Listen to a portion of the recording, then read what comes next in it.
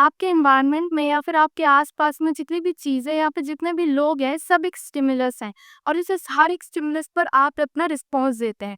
तो आप किसी स्टिमुलस पर रिस्पॉन्स देने में कितना टाइम लगा रहे हैं या फिर आप उस पे किस तरह से रिएक्ट कर रहे हैं, आप उस पे कितना वक़्त लगा रहे हैं। ऐसे बेसिक से बेसिक फिनोमिनन से लेकर बड़े से बड़े यूनिवर्सल ग्लोबल कांसेप्ट जैसे कि हैप्पीनेस, खुशी, जिसके ऊपर कितनी रिसर्चेज़, कितने बुक्स, कितने बड़े-बड़े लोगों ने कितनी बातें लिखी हैं क्योंकि सब लोग इसको चेज़ कर रहे हैं। तो ऐसे बेसिक से फिनोमिनन से लेकर के इतने यूनिवर्सल ग्लोबल कांसेप्ट कि आप किसी स्टिमुलस को रिएक्ट करने में कितना वक़्त लेंगे, ऐसे बेसिक चीज़ से लेकर के बेसिक फिनोमिनन से लेकर के एक यूनिवर्सल कांसेप्ट या एक यूनिवर्सल फिनोमिनन जो कि हैप्पीनेस है, हर एक चीज़ में साइकोलॉजिकल एट्रीब्यूट का इन्वॉल्वमेंट होता है। अब इस लाइन में ना घुस के देखने की ज़रूरत नहीं है क्योंकि ये सिर्फ़ एक लाइन है जो कि आपको कुछ और समझाने की कोशिश कर रही है और वो ये है कि साइकोलॉजिकल एट्रीब्यूट्स का इन्वॉल्वमेंट हर छोटी से बड़ी चीज़ के अंदर या फिर हर वो छोटे से छोटे फिनोमिना से लेकर के बड़ी से बड़ी इन चीज़ों या सिचुएशंस के अंदर साइकोलॉजिकल एट्रीब्यूट्स का इन्वॉल्वमेंट होता है। आप जिस चीज़ में आप इन्वॉल्व है और उसमें आपका माइंड इन्वॉल्व नहीं हुई तो बेसिक सी बात है। अब ये जो लाइन मैंने इससे पहले बताई थी स्टिमुलस वाली, उसमें ज़्यादा घुस के देखने की ज़रूरत नहीं है क्योंकि ये कोई फ़ॉर्मूला नहीं है साइंस का जिसमें आपको घुस के एकदम डेरिवेशन दिखाती है उसकी। ये सिर्फ़ एक सेइंग है जो कि आपको एग्ज़ाम्पल देने की कोशिश की जा रही है। बहुत डीप में जाओगे तो आपको कुछ सम कन्फ्यूज़िंग सा है। अब बात ये आती है कि साइकोलॉजिकल एट्रिब्यूट्स जो होते हैं, आपने ये जाना कि हर छोटी से छोटी बेसिक फिनोमिनन जैसे किसी स्टिमुलस पर आप कितना टाइम में रिएक्ट करते हो से लेकर के ग्लोबल यूनिवर्सल कंसेप्ट जैसे कि हैप्पीनेस, उस हर एक चीज़ में साइकोलॉजिकल एट्रीब्यूट्स का इन्वॉल्वमेंट होता है क्योंकि जिसमें आप इन्वॉल्व हो आप उसमें आपका माइंड इन्वॉल्व है और उसमें आपके एट्रीब्यूट्स, क्वालिटीज़ या कैपेसिटीज़ इन्वॉल्व है। और यही ताकि ये बताने की कोशिश की गई है कि साइकोलॉजिकल एट्रीब्यूट्स जो होते हैं, बहुत तरह के होते हैं। हर छोटी से बड़ी फिनोमिनन या सिचुएशंस हर एक चीज़ में उनका इन्वॉल्वमेंट होता है और ये बहुत तरह की होती हैं। आप उन्हें एकदम स्पेसिफिक करके काउंटेबल नहीं बना सकते या स्पेसिफिकेशन नहीं कर सकते कि ये होती है, ये होती है, ये होती है, इन ये इन तरह की साइकोलॉजिकल एट्रीब्यूट्स हैं या फिर इतने इस तरह के हैं जिन्हें हम एसेस कर सकते हैं और समझ सकते हैं। नहीं, क्योंकि ये कोई लीनियर कंसेप्ट नहीं है। मतलब क्या हुआ, ये कोई लीनियर कंसेप्ट नहीं है कि ये नहीं, ये डायमेंशन से बटे हुए हैं। अगर आप एक चीज़ को खोलने जाओगे उसके अंदर से हज़ार चीज़ें निकल कर आएँगी। इस वजह से साइकोलॉजिकल एट्रिब्यूट्स को एकदम स्पेसिफाई या काउंटेबल कर देना कि एक ये है, एक ये है, ये क्या है, ऐसा नहीं होता है। ये जो एट्रिब्यूट्स होती हैं वो मल्टी डायमेंशनल होती है। हर डायमेंशंस का इन्वॉल्वमेंट होता है इनके अंदर और ये एक चीज़ खोलने जाओ तो हज़ार चीज़ें आपको समझ में आएँगी। इसीलिए इनको समझने के लिए पहला स्टेप होता है असेसमेंट का। असेसमेंट मतलब सिर्फ इतना समझना कि असेसमेंट का मतलब होता है किसी चीज़ में आप कोई चीज़ अगर मेजर करते हो, उसे टेस्ट कर रहे हो, उसको इवैल्यूएट कर रहे हो, आँक रहे हो कि क्या ये चीज़ इतनी अच्छी है या फिर ये इतनी अच्छी है या फिर ये इतनी खराब है या फिर ये गुड है, बेटर है, बेस्ट है, 1 टू 3 4 5 की रेटिंग में क्या है ये चीज़, आप उसको आँक रहे हो, इवैल्यूएट कर रहे हो किसी चीज़ को, किसी चीज़ का टेस्ट कर रहे हो, किसी चीज़ को मेजर कर रहे हो, उसी चीज़ को असेसमेंट बोला जाता है। अब असेसमेंट का इस्तेमाल कहाँ आता है?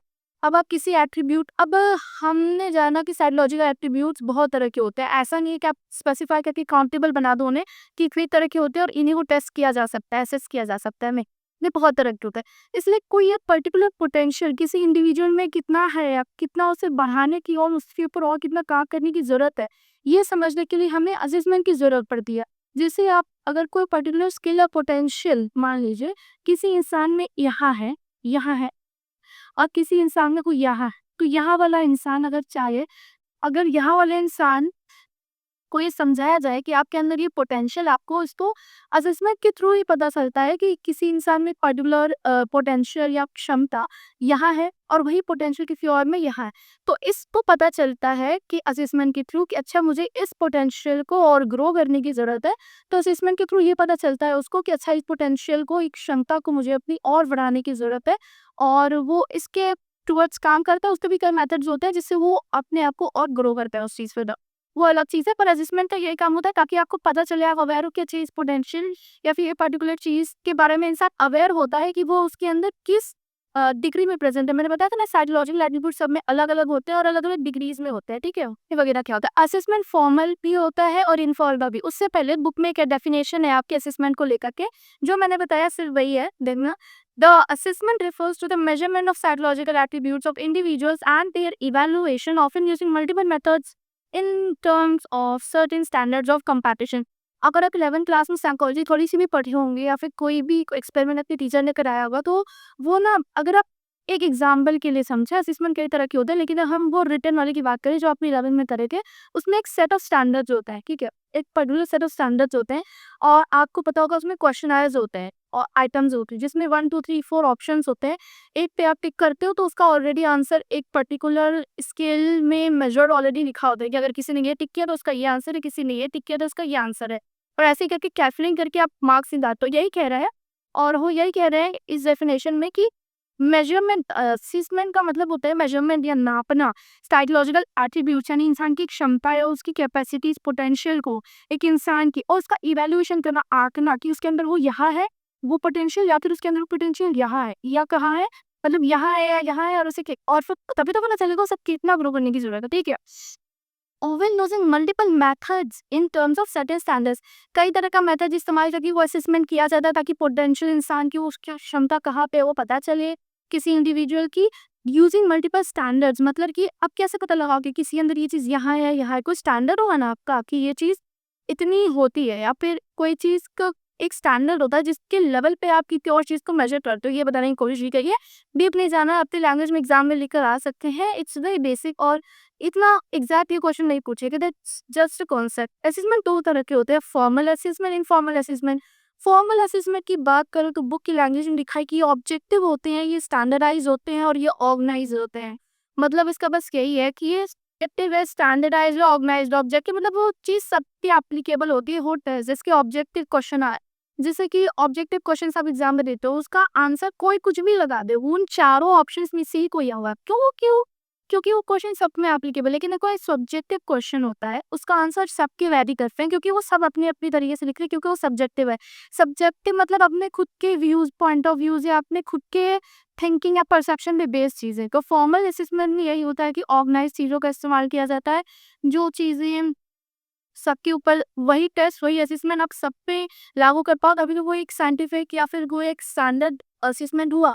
और इनफॉर्मल असेसमेंट आप रोज करते हो, किसी को किसी पर्टिकुलर चीज को लेकर के आप जब असेस करते हो, उसे ऑब्जर्व करने की कोशिश करते हो किसी पर्सन को, तो आप इनफॉर्मल असेसमेंट ही कर रहे होते हैं। इसका मतलब आपके आप खुद के निजी सोच के अकॉर्डिंग आप किसी चीज को समझने या फिर उसकी मीनिंग निकालने की कोशिश करते हो।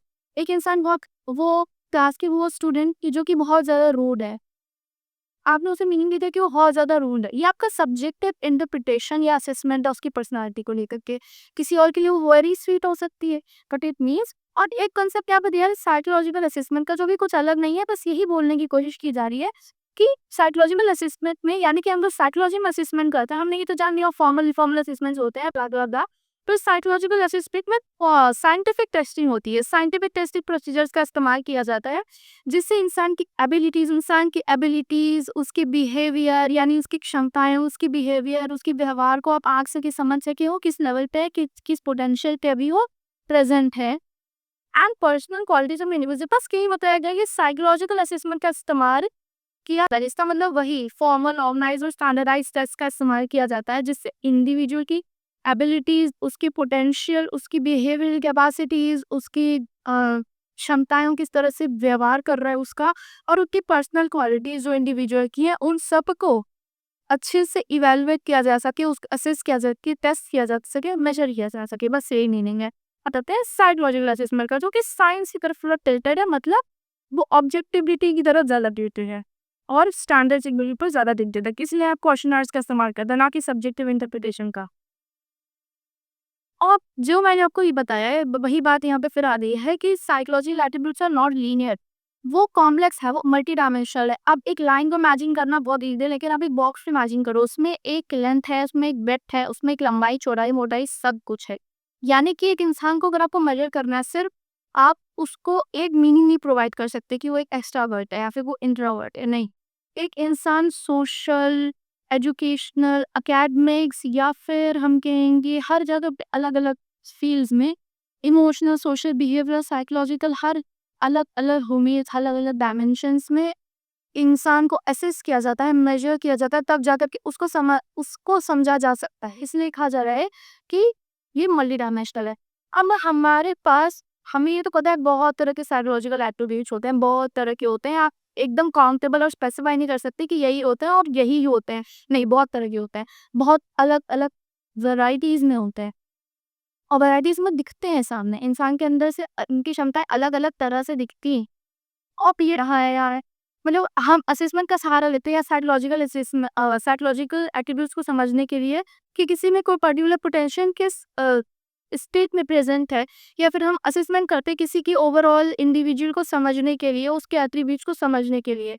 अब उसी से हम अब हमारी इसी समझ से जिससे हमने असेसमेंट करना सीखा है, साइकोलॉजिकल एट्रीब्यूट को थोड़ा समझना सीखा है, उसको मेजर करना सीखा है, इंडिविजुअल को आइडेंटिफाई करना सीखा है कि उसके अंदर ये क्षमता है, ये है, ये है।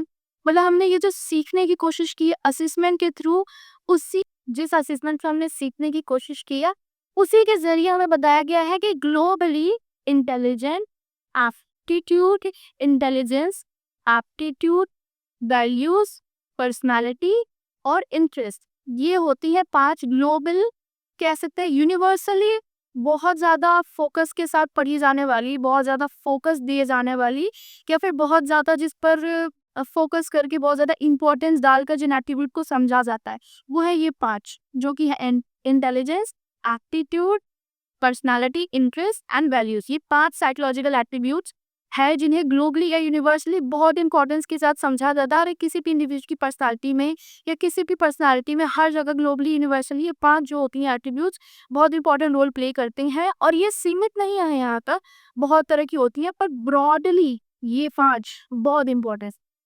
अब इसमें भी इस चैप्टर में इंटेलिजेंस को ज़्यादा फोकस किया गया है, क्योंकि ये एक यूनिवर्सल ऐसा फिनोमिनन है जो हर जगह पाया जाता है, हर इंसान में। ज़्यादा डिटेल में जा सकते हैं, ये होता है।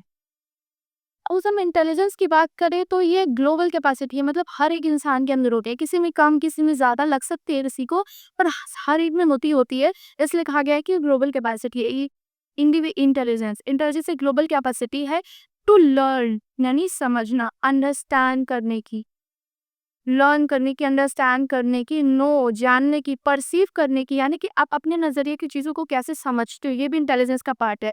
और सिचुएशन वाइज इवॉल्व अडाप्ट करने की, इवॉल्व में ही अडाप्ट करने की, यानी कि पर्टिकुलर सिचुएशन से दूसरे सिचुएशन में अडाप्ट करने की, ये क्वालिटी भी इंटेलिजेंस के अंदर आती है।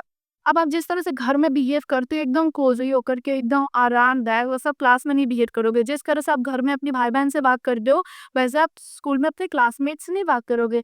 जिस तरह से आप घर पे हँसी-मज़ाक करते हो, वो चीज़ आप अपने टीचर के साथ नहीं करोगे, या फ्रेंड्स के साथ जिस तरह से बात करते हो, वो आप अपने घर पे नहीं करोगे। ऐसा यही है मतलब अडॉप्ट करना एज़ पर द सिचुएशन।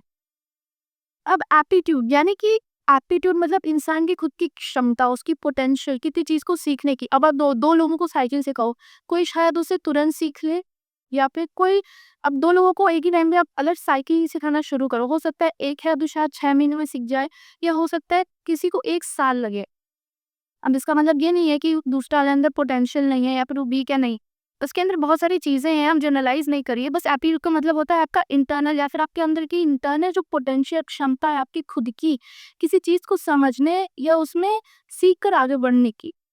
किसी चीज़ को सीख कर आप कैसे आगे बढ़ सकते हो, उस चीज़ की आपकी खुद की अंदर की जो क्षमता है। यानी कि ना, individuals underlying potential for acquiring any skill, that is what it means, या फिर capacity to learn and understand, underline capacity. Interest मतलब सबको पता है कि इंसान का किस चीज़ को लेकर के रुचि है, किस चीज़ की प्रेफरेंस इंसान किस चीज़ को ज़्यादा देता है। Personality very broad concept, 3 line में डिफाइन करना नॉट पॉसिबल। बट पर्सनालिटी को आप ये समझो कि जो आपके अंदर की कैरेक्टरिस्टिक्स हैं, जो आप हो, जो चीज़ें आपको दूसरों से अलग बना रही है, वो आप हो, और वही आपकी पर्सनालिटी है। लेकिन इसमें कंसेप्ट सेल्फ का भी आता है, जिसको हम दूसरे चैप्टर में समझेंगे, तो मिक्स नहीं करना दोनों को। एक तरह से परसेप्शन मतलब देखने की बात है कि आप किस तरह से समझ रहे हो कंसेप्ट्स को, क्योंकि कल मिक्स अप कर लेते हैं। तो सेल्फ मतलब जो आप हो, पर्सनालिटी मतलब आप जो रिफ्लेक्ट कर रहे हो। अब ये चीज़ कंफ्यूजिंग लग सकती है, पर इजीली आप ये समझो आपके अंदर की कैरेक्टरिस्टिक्स, आपकी वो क्षमता है, पोटेंशियल क्वालिटीज़, चाहे वो आपको अच्छी लगे, बुरी लगे, या फिर जिस तरह की भी लगे, अच्छी हूँ, बुरी हूँ, बुरी आदतें, या फिर किसी भी तरह की कोई भी चीज़, जो भी चीज़ आपके अंदर है, वो आपकी पर्सनैलिटी बनाती है, और वो चीज़ आपको दूसरों से अलग नहीं बनाती है, बस। अब आती है वैल्यूज़ की बारी, मतलब कि आप किस चीज़ को एक आइडल मोड ऑफ बिहेवियर मान दो। कुछ बच्चे ऐसे होते हैं जो शायद एग्ज़ाम में चीटिंग नहीं करते। अब आपको लगता होगा ऐसा कौन ही होता होगा, पर आई नो ऐसे कुछ दोज़ पीपल कि जो ऐसा करते हैं। कोई शायद ऐसा हो जो चीटिंग ना करता, कोई शायद ऐसा हो जो लोगों को मैनिपुलेट ना करता हो।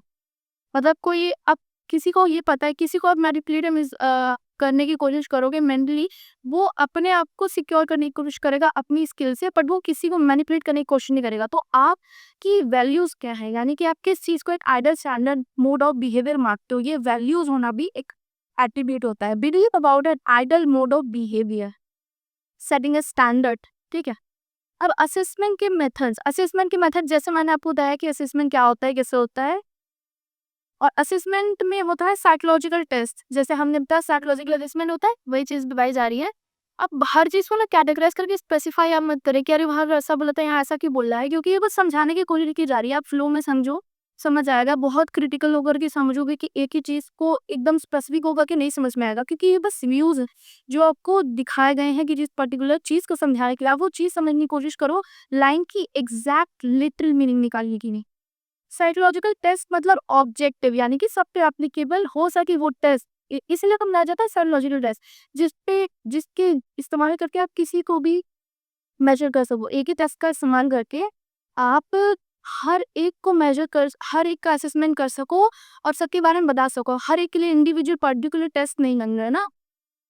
तो ये ऑब्जेक्टिव टेस्ट होता है, यानी कि सब पे एप्लीकेबल, सबके ऊपर इस्तेमाल किया जा सकता है नॉर्मली। एक ऑब्जेक्ट नॉर्मली, ठीक है। तो ये ऑब्जेक्टिव और एक स्टैंडर्डाइज मेजर होता है of an individual's mental and behavioural characteristic. या फिर psychological test is an objective and standardised measure of an individual's mental behaviour characteristic. इंसान की मेंटल या फिर उसके बिहेव करने का जो व्यवहार करने का तरीका है, उसके पोटेंशियल्स हैं, उसको मेजर करने के लिए एक ऑब्जेक्टिव और स्टैंडर्डाइज तरीका होता है साइकोलॉजिकल असेसमेंट। इसमें फॉर्मल और साइंटिफिक मेथड पे ज़्यादा जोर दिया जाता है। एक मेथड होता है interview, one two one conversation. एक होता है केस स्टडी। अब केस स्टडी में मतलब आप इंडेक्स स्टडी करते हो। केस स्टडी भी कई तरह की होती है। कई बार केस स्टडी इस तरह की होती है कि कोई कॉन्सेप्ट बना दिया गया, आप मानते हो कि कई तरह की कॉन्सेप्ट बना देते हैं, या फिर कई तरह की फिनोमेनन्स हम लोगों को थ्योरी हो जाता है, सॉरी, कई तरह की हम थ्योरीज बना देते हैं। अब उस थ्योरी को रियल लाइफ प्रैक्टिकलिटी में, जैसे एक होता है 80-20 रूल, आपने पढ़ा होगा। यूट्यूब पे बहुत ऐसे हैक्स होते हैं जो बच्चे फॉलो नहीं करते, पर वो देख के उनको अच्छा लगता है, हाँ मैं पढ़ूंगा। तो वो 80-20 रूल की 80% सिलेबस, 20% 80% नंबर आपके 20% सिलेबस पढ़ के आते हैं, ऐसी ऐसी चीज़ें होती है ना। ये बहुत बेसिक बता रहे हैं, पर थ्योरीज होती हैं अच्छी खासी, चीज़ों को समझने की अच्छी खासी थ्योरीज होती हैं। साइंटिस्ट देते हैं, सोशोलॉजिस्ट देते हैं, साइकोलॉजिस्ट देते हैं, सब लोग देते हैं, सोशोलॉजिस्ट भी देते हैं, पॉलिटिकल एनालिस्ट भी देते हैं। तो जो थ्योरीज होती है उनको रियल टाइम में या फिर रियल एक्चुअली प्रैक्टिकल वर्ल्ड में क्या वो एप्लीकेबल है, या फिर उस बात को बस बिना एक्चुअल बेटर असेसमेंट के, कोई बिना बेहतर असेसमेंट किए ही उस चीज़ को बता दिया गया, या फिर इसमें कोई सच्चाई है। तो किसी प्री नॉन थ्योरी को प्रूफ करने के लिए भी केस स्टडी का इस्तेमाल होता है, या फिर केस स्टडी का इस्तेमाल किसी पर्टिकुलर इंडिविजुअल को ओवरऑल जानने के लिए भी होता है कि किसी को कोई दिक्कत है, कोई परेशानी है साइकोलॉजिकली, तो उसका कारण क्या है वो समझने के लिए आप केस स्टडी करते हो। उसकी बैक लाइफ हिस्ट्री, बायोडेटा, हर एक चीज़ निकालते हो। चाइल्डहुड से लेकर टीनेज से लेकर adulthood, experiences, parent, friends, relationship, सब कुछ समझने की कोशिश करते हो। अकेडमी समझने की कोशिश करते हो, उसकी लॉजिकल थिंकिंग, इमोशनल, उसका क्राइटेरिया क्या है, सब। तो वही होती है केस स्टडी। अब होता है ऑब्जर्वेशन। आप किसी को रियल टाइम में पर्टिकुलर सेट ऑफ स्टैंडर्ड्स में ऑब्जर्व करके देखते हो, एक पर्टिकुलर सिनेरियो सिचुएशन में उसको डालकर देखते हो कि वो किस तरह से बिहेव कर रहा है। Employing systematic and organized and objective procedures to record behavioral phenomena occurring naturally in real time, यानी कि एक्चुअल जो टाइम उसे नहीं पता कि ये हो रहा है उसके साथ, मतलब जो जिससे आप कर रहे हो वो चीज़, उसको अवेयर रखोगे तो कैसे वो रियल अपना एक्सप्रेशन शो कर पाएगा, ठीक है। लेकिन ये स्पेसिफिक या फिर कह सकते हैं एक सिस्टमैटिक ऑर्गेनाइज किया हुआ एक ऑब्जेक्टिव तरीका होता है, प्रोसीजर्स का इस्तेमाल किया जाता है जिससे बिहेवियर फिनोमिनन को हम रिकॉर्ड कर सके रियल टाइम में। ऐसे कई साइकोलॉजिकल एक्सपेरिमेंट भी किए जाते हैं ऑब्जर्व करके, जिससे पर्टिकुलर चीज़ों का पता भी लगाया जा सकता है। कि ऐसा एक्सपेरिमेंट हुआ था, मुझे नाम नहीं याद है, जिससे पता चला था, कंक्लूड किया गया था कि इंसान अपने खुद की जो डिसीजन या फिर अपने खुद के आंसर से ज़्यादा अगर बगल में 4 लोग गलत बोल रहे तो वही चीज़ वो भी बोल देता है। कुछ लाइन्स का एक्सपेरिमेंट था शायद, कि 3 लाइन में से कौन सी सबसे बड़ी है, सारे बगल वाले लोग गलत जवाब देने लगे तो वो इंसान भी गलत जवाब देने लगा था। जबकि उसे पता था कि क्या सही है, लेकिन वो उसने देखा कि बस सब लोग, जबकि वो सब कुछ सबके सब एक्टर्स थे, है ना? तो उन्होंने गलत दिया, तो वो एक साइकोलॉजिकल ऑब्जर्वेशन वाला टेस्ट था। अब एक होता है सेल्फ रिपोर्ट, जिसमें आप खुद के बारे में इलैबोरेट करते हैं, यानी कि फैक्चुअल इन्फॉर्मेशन अपने खुद के बारे में बताते हो। ये इंटरव्यू का को कंडक्ट कराकर भी ये चीज़ निकाली जा सकती है, या फिर क्वेश्चन आयर के थ्रू जो होता है उसके थ्रू भी निकाली जा सकती है, या साइकोलॉजिकल टेस्ट का इस्तेमाल करके भी सेल्फ रिपोर्ट निकाली जा सकती है। अब अगली बारी हम समझेंगे इंटेलिजेंसो की, जहीं से ही मेन चैप्टर शुरू होता है। ये तो बेस था। नेक्स्ट जो मेन चीज़ शुरू होगी वो इंटेलिजेंस से शुरू होगी, और उधर फोकस देगा कि समझने की ज़रूरत है। अगर इसमें आपने ऊपर-ऊपर से ही समझा है तो